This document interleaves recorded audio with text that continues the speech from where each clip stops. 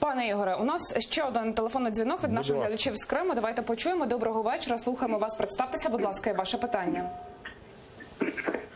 Алло, салям алейкум, вітаємо вас. Доброго вечора, алейкум салям. А как же вы хотите восстанавливать историю крымских татар в Крыму? Историческую правду. В 44-м выслали, Советский Союз не восстановил. Независимая Украина не восстановила. Сейчас вы говорите, что нельзя давать автономию. Завтра армяне попросят автономию в Крыму. Вы скажете, у вас есть Армения, а у нас ничего нет. И благодаря таким, как вы, Мосичук, в Украине бардак, понимаете? И украинское государство не может состояться. И вы теперь унижаете крымских татар.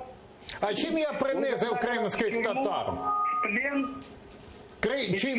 Чим я принизив кримських татар? Як ви будете розпасати здесь? А що ви робили, коли окуповували Крим, шановний? Дайте відповідь. У вас є російський паспорт зараз? Дайте мені сказати.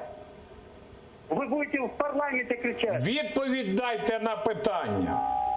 Дайте відповідь на питання. Ви отримали російське громадянство? А дайте мені висказатися. Висказатися. Благодаря вам таким.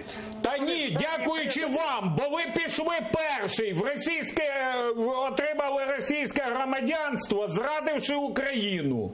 От ви отримали російське громадянство. А зараз ви намагаєтеся протиставити кримських татар українцям.